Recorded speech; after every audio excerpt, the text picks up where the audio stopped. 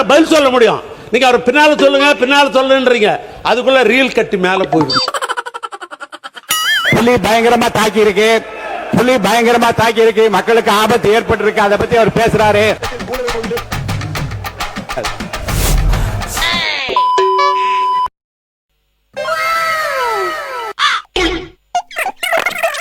மாண்புமிகு முதலமைச்சர் அவர்கள் பெண்கள் பயன்பெறும் வகையில் அவர்களின் முன்னேற்றத்திற்காகவும் பாதுகாப்பிற்காகவும் பல்வேறு திட்டங்கள் தீட்டப்பட்டு இதுவரை சிங்கப்பெண் சிறப்பு அதிரடிப்படை திட்டம், தாய்மாமன் தங்க மோதிர திட்டம், வெற்றி மகளிர் ஆடுகள் வளர்ப்பு திட்டம், அண்ணனின் சீர்திட்டம் போன்ற திட்டங்கள் அறிவிக்கப்பட்டு அதற்கான நிதி ஒதுக்கீடும் செய்யப்பட்டு நடைமுறைப்படுத்த நடவடிக்கைகள் மேற்கொள்ளப்பட்டு வருகிறது. ரொம்ப சந்தோஷமா இருக்கு. எனக்கு நைட் தூக்கமே வர மாட்டேது இது நினைச்சினா. ரொம்ப சந்தோஷமா இருக்கு. ஓ அப்படியே விஷயம். நமது அரசு மக்களின் வாழ்வாதார முன்னேற்றத்தினை முதன்மை நோக்கமாக கொண்டு வெற்றி தொலைநோக்கு திட்ட ஆவணத்தினை வெற்றி விஷன் டாக்குமெண்ட் வெளியிட்டுள்ளது. எதுக்குடா இம்புட்டி விளம்பரம்? பெரியப்பா, ஊருக்குள்ள பெரிய மனுஷன்னா மூக்கு கீழே காக்கா பார்க்கறது மாதிரி மீச மட்டும் வச்சுக்க கூடாது. இப்படி எல்லாம் டபுள் பாஸ் வேலை காமிச்சாதான் பயக மிரள்வாங்க. அந்த திட்ட ஆவணத்தின் அடிப்படையில் இலக்கு நிர்ணயம் செய்து பல்வேறு திட்டங்கள் அடுத்து வருகின்ற 1ஆம், 3ஆம் மற்றும் 5ஆம் ஆண்டிற்குள் நிறைவேற்றத்தக்க திட்டங்களாக வகைப்படுத்தப்பட்டுள்ளது. Very good. எல்லாரும் ஜோரா ஒரு கை தட்டுங்க. உசுப்பேத்தி உடம்ப லலிதாவின் பாட்டுக்கு பாட்டு. முதலில் உங்கள் அபிமான பாடலை பாட உங்களுக்கு ஒரு வாய்ப்பு. அமுதே தமிழே அழகிய மொழியே எனதுயிரே. நினைச்ச திருந்த மாட்டல்ல, வருந்த மாட்டல்ல. அவன் இன்னும் திருந்தல மாமா. டெய்லி ஒரு முகூர்த்தம் அலையறான். சட்டமன்றத்தில் இது எனது முதல் உரை. மாண்புமிகு பேரவை தலைவர் அவர்களே, எங்கள் தளபதி பல மாற்றங்களை சமூகத்தில் செய்துள்ளார். சபா இப்பவே கண்ண கட்டுது.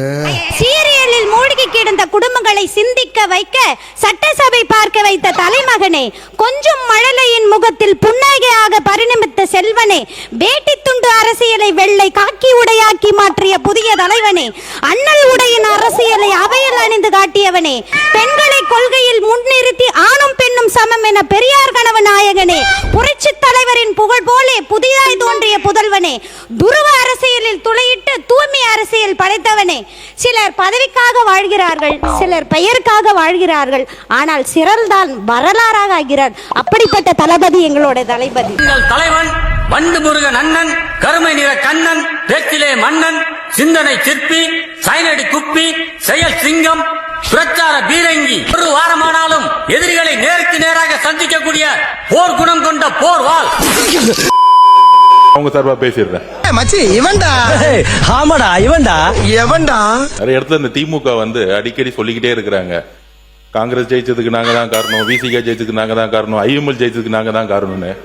நாங்க பதிவு பண்ணிடுறேன். இல்ல இது ஒரு ஜனநாயக விவாதம், பதிவு பண்ணிடுறேன்.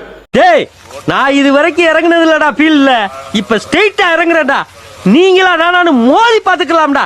கிட்டத்தட்ட 22, 23 கட்சி கூட்டணி திராவிட முன்னேற்ற கழகம் கடந்த 10 வருஷமா 3 முறை மிகப்பெரிய வெற்றி ஒத்துக்கிறோம். நீங்க தான் ஆளுங்கட்சி ஒத்துக்கிறோம். ஆனால் 2026ல தமிழக வெற்றி கழகம் தனி பெரும் கட்சியாக நில்லுங்க, தனி பெரும் கட்சியாக சொல்லி தொலைகடா மங்குனி பயல்களா. தனி பெரும் கட்சியாக சொல்றதுக்கு முன்னாடியே மயக்கம் வருதடா. தனி பெரும் கட்சியாக நின்னு 108 தொகுதி வாங்கியிருக்கோம். வெறும் இளைஞர்கள் மட்டும்.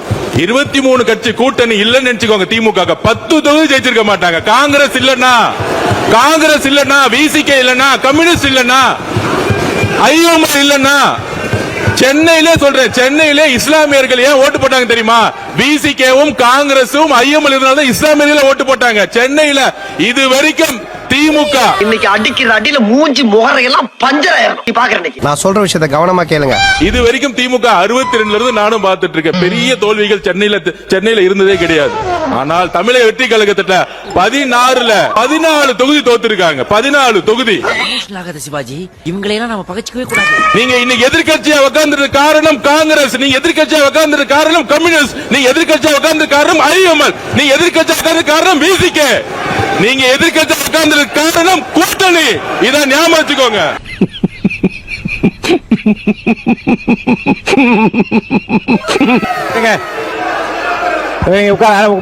உட்காருங்க போதும். ஒரே ஒரு நிமிஷம். ஐயோ மீண்டும் மீண்டுமா? எங்களை மாதிரி திமுக தனியா நின்று ஒரு தேர்தல் 50 தொட்டு சொல்லுங்க பாப்போம். 50 தொட்டு சொல்லுங்க பாப்போம். ஒரே ஒரு தேர்தல் திமுக தனியா நின்று 50 தொட்டு சொல்லுங்க. அப்பதான் இந்த கூட்டணி கட்சியோடைய அருமை திமுகவுக்கு தெரியும். அது கடிச்சிடாத. ஆகவே நான் ஒன்றை சொல்ல விரும்புகிறேன். 97 பேர் வச்சுட்டு ஒரு ஆட்சி அவங்களுடைய சப்போர்ட் நீங்க பண்ணிட்டு அவருக்கு ஏதாவது ஹெல்ப் பண்ணீங்களா? ஐயோ எல்லாம் தெரிஞ்சவனே 800 வரைக்கும் போறாரு. ஒண்ணுமே தெரியாத நம்மால எங்க போறாரு தெரியுது. 2006ல அந்த கட்சி உங்களோட இருந்து இணைந்து அவர் சப்போர்ட் செய்தார்களே, அவர்களுக்காக அமைச்சரவை இடம் பெற்றிருக்கிறது இன்றைக்கு கொடுக்கப்பட்டிருக்கிறது. அதை நீங்க கொடுத்தீங்களா? முதல்ல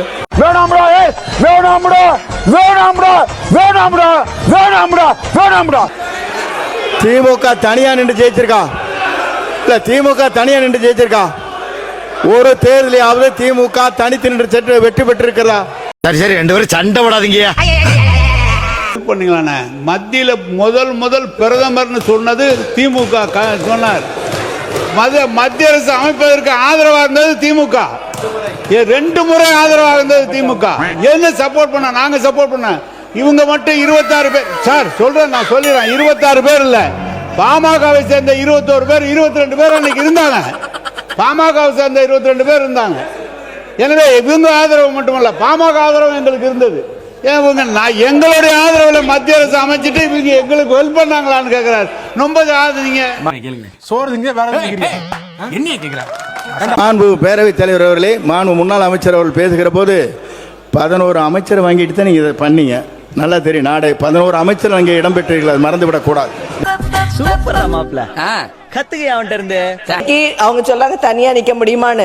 எங்களுடைய பாரத் ஜோடா யாத்திரை நடந்தனால தான் உங்களுக்கு இவ்வளவு எம்பிஸ் மேல கிடைச்சதுங்கிறத மறந்து விட கூடாது. பொம்பளைக்கு அடக்க இருக்கும், அகம்பாவம் இருக்க கூடாது, இருக்கணும், போக்கிரித்தனம் இருக்க கூடாது. அன்றைக்கு உண்மைதான். அன்னைக்கு எங்களுடைய கூட்டணியால தான் உங்களுக்கு எம்பிஸும் கிடைச்சு இவ்வளவு எம்எல்ஏஸும் கிடைச்சு என்பதை மறப்பதற்கு இல்லை. பொம்பளை பிள்ளையா அடுக்கு ஒடுக்குமா இருக்கலாம்னு பாக்குறேன். என்ன கடுப்பேத்தனே. என்ன பண்ணுவ? நாட்டுல மட்டும் யாத்திரை போகல, இந்தியா பூரா யாத்திரை போனாங்க. இந்தியா பூரா போது 40 இடம், தமிழ்நாட்டுல மட்டும் 10 இடம் உங்களுக்கு கொடுத்துருக்கோம், ஜெயிக்க வச்சிருக்கோம். போதும். நீங்க ஒண்ணு சொல்லுங்க, போதும். தமிழ்நாட்டுல மட்டும் நீங்க பெற்றது கூட ஊரு பூரா 2 இடம் பெற்ற கூட 10 இடம் கொடுத்தது காங்கிரஸுக்கு நாங்க. பாட்டை கேட்டணும், மாப்பிளைக்கு சந்தோஷத்தை பாரு. வாரத்திற்கு 2 முட்டை என்று முதலில் முத்தமிழறிஞர் கலைஞர் அறிவித்தார். இதுல ஜெயிச்சு என்ன பண்ண போறோம்? ஜெயிக்க வேண்டிய விஷயத்திலே தோத்துட்டு உட்காந்துக்கிறோம். முட்டை திட்டம் என்பது ஏழை மாணவர்களுக்கு பொக்கிஷம், எங்களை போன்றவர்களுக்கு வரப்பிரசாதம். சட்டமன்ற உறுப்பினர்கள் கேட்டார்கள், 5 நாள் பள்ளி நடக்கிறது, 2 முட்டை போதுமா என்று முத்தமிழறிஞர் சொன்னார். வாரத்திற்கு 5 முட்டை வழங்கப்படும். பங்கு புட் த சாங். என் பேரு முட்டை, மாம்பழத்துல கொட்டை, வாழை மரத்து பட்டை, உன் கொப்பனுக்கு சொட்டை, உனக்கு தாலி நானும் கட்ட. அதன் விளைவு நாமக்கல் மாவட்டத்தில் முட்டை உற்பத்தியாளர்கள் பாதிக்கப்பட்ட நிலையில் இருந்தார்கள். ஒரு கல்லில் 2 மாங்காய் என்பதை போல முட்டை உற்பத்தியும் அதிகரித்தது. ஏழை எளிய மாணவர்களுக்கு சத்தான முட்டையும் கிடைத்தது. கரிமீன் சாப்பிடக்கூடியவர்களுக்கு, அசைவம் சாப்பிடக்கூடியவர்களுக்கு நீங்கள் முட்டை, சைவம் சாப்பிடுவர்களுக்கு கேட்டார். கலைஞர் அடுத்து சொன்னார், வாழைப்பழம் வழங்கப்படும்.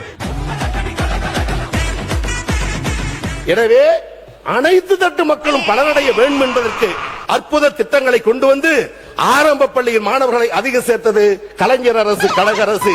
அதன் நீட்சிதான் எங்கள் ஆரோக்கிய அண்ணன் தமிழ்நாடு முதலமைச்சராக இருந்த தளபதி அவர்கள் காலை சிற்றுண்டி திட்டத்தை கொண்டு வந்தார். இதெல்லாம் யாரா உன்கிட்ட கேட்டா யாரா நீ? சின்ன சேனலுக்கு எதா இருந்தாலும் அது கொஞ்சம் ஆதரவு கொடுங்க. உங்க பொண்ணான கையை கொண்டு அந்த பெல்லில தட்டிடுங்க. நன்றி நன்றி நன்றி. இதை தவிர எனக்கு வேற என்ன சொல்றதுன்னு எனக்கு தெரியலங்க. வர்றேங்க.